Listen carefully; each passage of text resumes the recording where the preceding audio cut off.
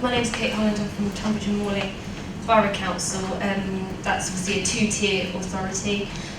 So I'm here to obviously talk from Borough Council point of view. I know from all the events I've been involved in that from a unitary point of view it's probably quite a different landscape to what I'm involved in. So I'm responsible for assessing both major and minor applications. As has been said, I'm relatively new into the SuDs process. I actually only initially became involved in June last year when I attended some of the DEFRA events in London. Before that, interestingly, I did work at Ashford Borough Council, where Bronwyn's been talking about the policy actually being in the local plan since 2005. I would say when I worked there, although it was there, I didn't understand the policy, but it was there.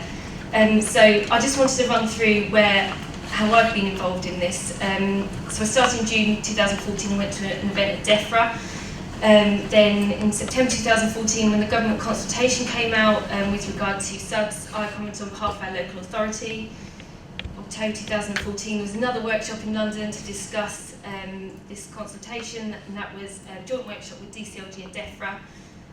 And then obviously, as we probably all know, in December 2014, the consultation outcome was produced with the announcement that as of the 6th of April, we would all, in planning world, be involved in SuDs and taking it under our umbrella. March 2015, our planning practice guidance was updated so that we could have a bit of an idea of maybe what we were assessing in planning terms when we had SuD schemes as part of applications. And then 6th of April, we had the implementation.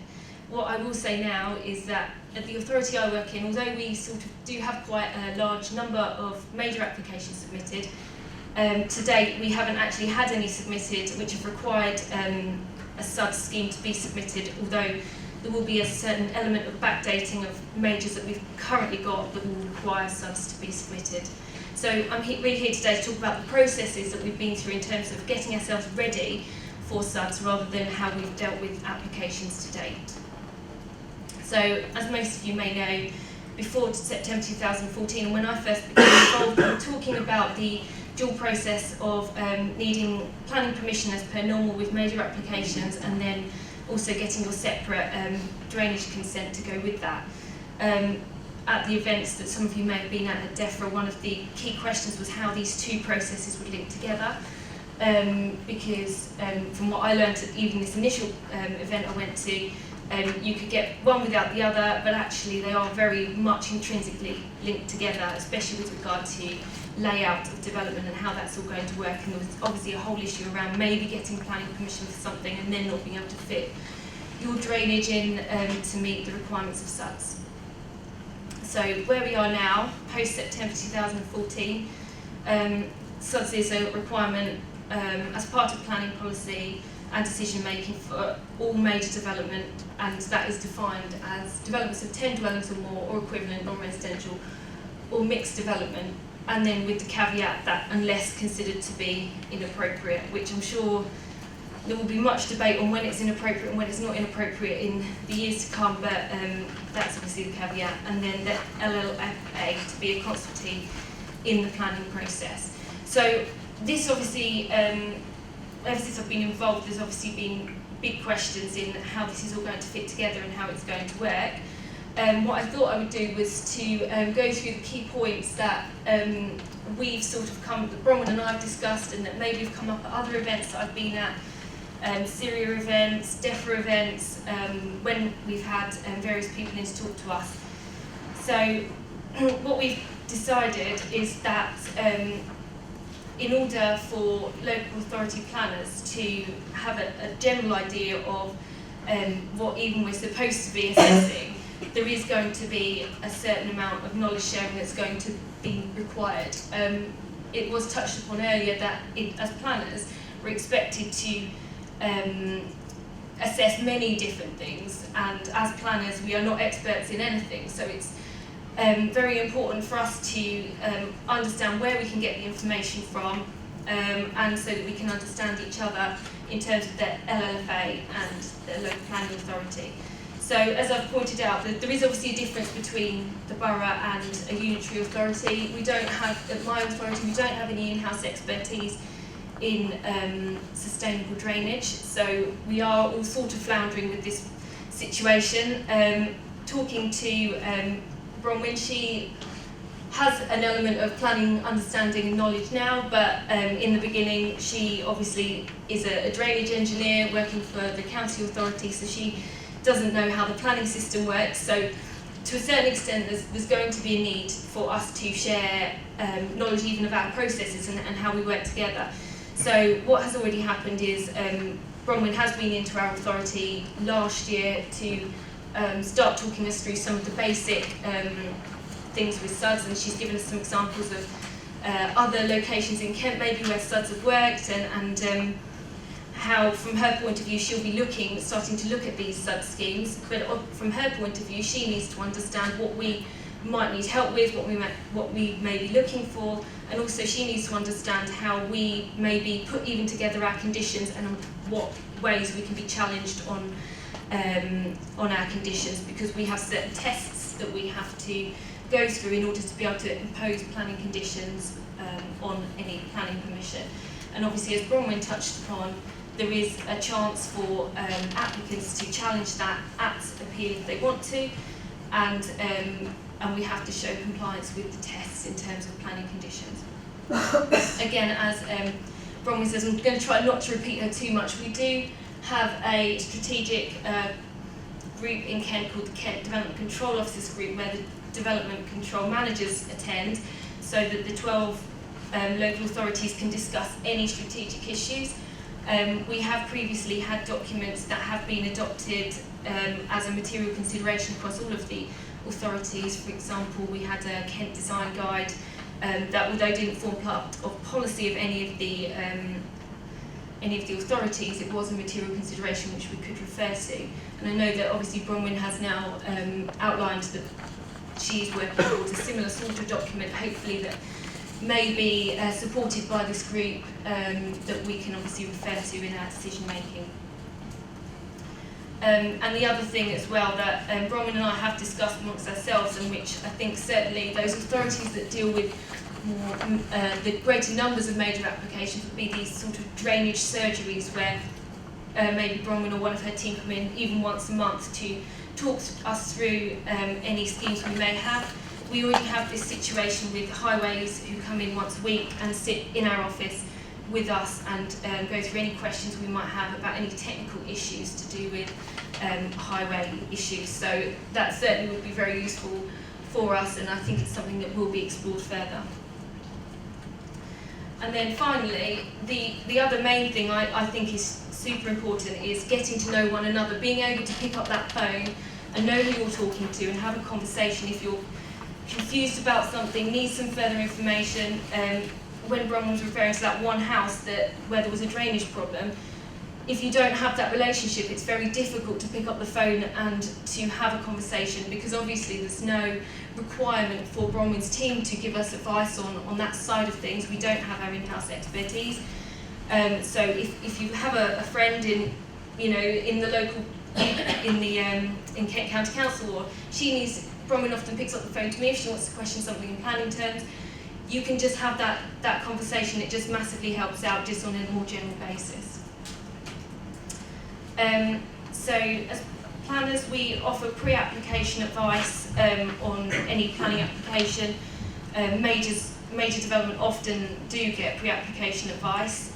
We charge for the advice at the moment, but Bronwyn's team are currently not charging. There are issues associated with that for her team because of the cost of travel and time. It takes about an hour to an hour and a half to get across the county, and Bronwyn's team cover the whole county.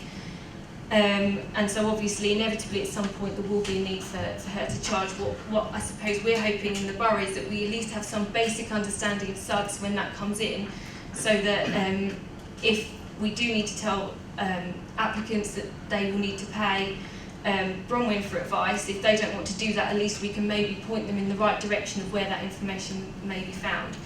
As I pointed out here, our KCC Kent County Council Highways already charge for the advice, as do the EA, and we have found that the quality of the advice sometimes we're offering is reduced because we're not taking that money for the other authorities. People have to go separately to those authorities to get the advice. So what will be very important though is that when they do get that advice, that hopefully there will be a line of communication between ourselves and Kent to exchange what we've been in discussion with between ourselves and the applicants, because that's very important for us when we're having further discussion. As I've said, with layout issues, for example, we might be advising one thing, and then if the Kent are advising something different, then it can be very problematic.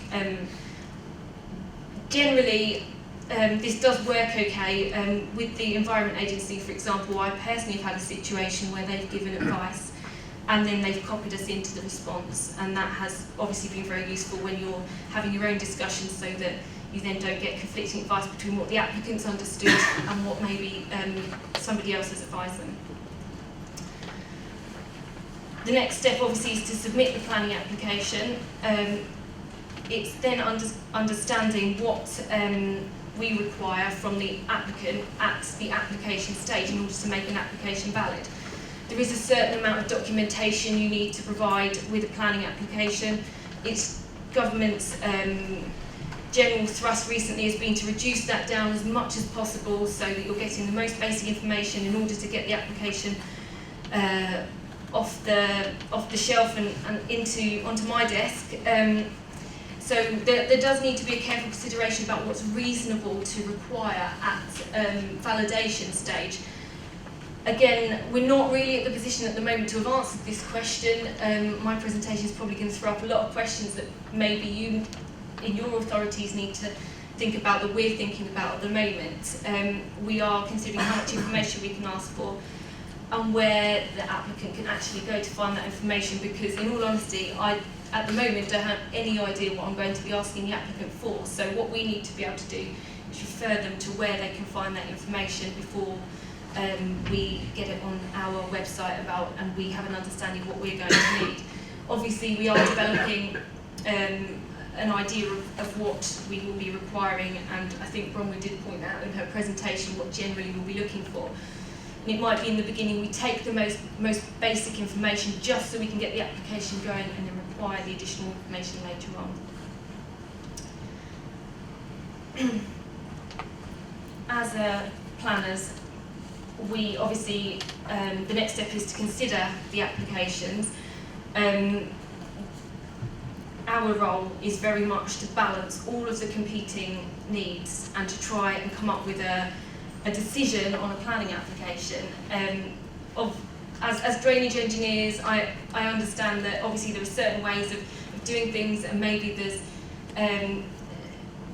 there's different ways of doing it which may be more expensive and less expensive, and I honestly have no idea what they are and what it might mean. I'm assessing what's in front of me, and what we're really looking to do is to balance up all those different consultative responses and try and work out what has the highest priority and what we can negotiate on further.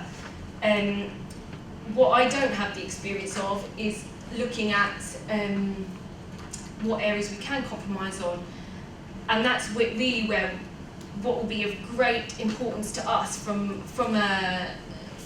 Bronwyn's team, for example, is that what I need her to do is, okay, give me the initial response to what they've put in, but when I've got somebody saying, for example, about the play area, we need this play area here, or in my authority, the absolute thing of most importance is affordable housing. You know, if I've got somebody saying to me, well, you can either have this sub-scheme or you can have the affordable housing, I need to know how to balance that up. And actually, I mean, I've been told at many of the events I've been to that sustainable urban drainage shouldn't be any more expensive than normal drainage. I have no idea whether that's true or not. When they put something in and tell me it's going to cost however much, I don't know if there's a cheaper option. So what I'm really looking for as part of a consultation response from any drainage engineer is initially, obviously, if it will work or not, but in the longer term when we get into the negotiation, is there any other way around this that I can put to the applicant so we can achieve maybe both of the things that we want? Because I would imagine that if we had the choice in my authority between SuDs and affordable housing, I know what our councillors will be looking for over as a priority. The other thing that got raised at an event we recently had, where the EA came in to talk to us, was this whole issue of major versus minor development. Because at the moment there's only a requirement for SuDs as a major, as part of major applications. There is a whole question around what the cumulative impacts are of lots and lots of minor development. At the moment, in my authority, we don't have any intention of extending it beyond the major development, but obviously if we do have the ability to talk to Bromwell's team or to other people, then obviously we can start to maybe consider it as part of more minor schemes. And then finally, again, it comes down to volume of information that we might need. Outline planning permissions, for those who don't know, is literally a developer can put in a plan to us with a red line around it and say, in theory, can we build houses here? And we have to look at that, and they actually don't need to provide massive amount of information at outline stage.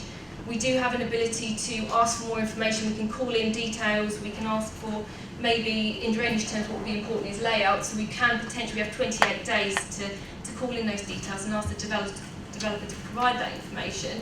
But we have to be reasonable in doing that. We can't just do that on every single major application. So what Bromwell's team or any other drainage team who are commenting on planning applications are going to need to look at with outline is, in theory, can sustainable urban drainage be provided on this site? Do we actually think, in principle, it can be provided? Because that later on we can develop that into the scheme, but we really need to just be thinking about the principles at outline stage. So it's almost a different shift in thinking, because I know that you probably want all of that information up front so that you can know that this scheme definitely works and this definitely can be achieved. But in outline stage, we are literally looking at principles, so we don't want to be calling in every single application. And it's only in those times when we don't think that, or we're dubious about whether it can be achieved, that we need to be asking for it. So then, as the final part, it's making the decision on the application. So then it's how do we ensure that that the SuDs will be provided. There's a need for maintenance in perpetuity. That will need to be required by condition. We have a whole question. I went to an event where we had a half an hour debate about whether we were going to be securing SuDs through Section 106 or by condition. There's two different ways of Section 106 is a legal agreement, whereas a condition is obviously something that's put on a planning permission. Both of which, when you're enforcing, end up in the court system. So, as a local authority ourselves, we're very keen to avoid ending up in court over certain things. But obviously, that would be the way we have to go if there is a breach of condition. But then there is a whole issue around enforceability of the conditions, because if you're taking enforcement action, you have to take it against everybody who has an interest in the land, unless they potentially have identified a management company, potentially, who are responsible for maintaining the SuD system. So that may be something that the local planning authority need to think about at the application stage, because I can tell you in my authority, again, it will be very politically unpopular to be taking 100 residents to court over breaching a SuDs condition, especially when it's probably their houses that have been flooded. Finally, with regard to conditions, we won't be checking. We don't have the capacity as part of our authority to check if a system has been installed correctly or as per the plans. We have to take it on face value that it will be installed in the way that it's been shown. There was a talk I went to where there was a talk about whether building control could check it, but they don't have any authority to do that. So we will be taking on face value that the system has been installed correctly. Again, we actually also don't have anybody who's got any knowledge of drainage to even go and check anyway if it's been installed correctly. The issue will be that if we get 10 years down the line and it never was installed correctly, that we can't enforce the conditions because the condition will have been breached for over 10 years. So again, then it will be left, I don't quite know who will be picking up the pieces to that. Finally, the other issues that we had were what would a SuD system look like when full of water? I know that different SuD systems look in different ways, and what can look like a football pitch when it's dry can look like a lake when it's full of water. I think we need to understand that as a local authority, what that's supposed to look like, and it might be important even for the LLFA to point that out to us so that we understand, but then it's communicating that to residents. I'm not quite sure how we go about that. And then there was a discussion about whether as part of conditions or Section 106 agreements there can be a way to require maintenance reports to be submitted because these systems are supposed to be maintained, however often that the report says they're supposed to be maintained. And then again, how we can assess the affordability of a scheme, because there will be viability underlines the whole planning system. And if installing a SuD scheme is going to make the scheme unviable, it won't be reasonable of us to require it to be installed. So again, this is going to be asking the consultees to help us to assess whether maybe the developers even put forward the most expensive scheme, or whether you can get over an issue by block paving rather than tarmacking and getting rid of another element that maybe is more costly, and that really is going to be a huge help to us. So in conclusion, there is a real importance to have a good line of communication between the LLFA and the LPA. We need to be able to talk to one another, we need to be able to run things by one another and figure it out together. We need to be able to share knowledge and upskill one another. We do have a good range of workshops that Bronwyn's been putting on, visiting all of the local planning authorities and trying to give us at least a basic understanding of what we're looking for. We're not looking to become experts because there are so many things that we would need to be experts in order to be able to fully balance up every single aspect of a planning application. We really do look to our consultees to help us with this, and so it is really important that we have at least a basic level of understanding. Communication, pre-application, during and post-application, we need to know where each other stand at all points, so that we're not being told one thing by the applicant and another, and we're having another discussion with ourselves, but also so we understand, at least amongst ourselves, what we're looking for, even post-decision, so that if something goes wrong, we understand where we are. And then signposting the public to information. I believe a lot of the information will be held on the Kent County Council website in our authority, and that obviously then allows it to be comprehensive. But I also leave you on a lot of questions that we have still to answer, and they really are how to balance the competing issues. As I've said, planning is all about balancing everything, and this really is going to be borne out when we start to have SuDs as part of our planning applications. How we assess the affordability and impact of viability, what information we need for validation, where we're going to hold all the information so people can start to put together their SuD schemes. This is going to be particularly important for the medium-sized house builders who maybe are building 10, 15 houses and don't have whole teams who are going to be able to put a SuD scheme together for them. How much information is reasonable to inform a planning decision so we don't keep ending up in planning by appeal, and how to secure the SuD systems at decision stage and ensure their continuing maintenance. Thank you, Kathryn. I'm going to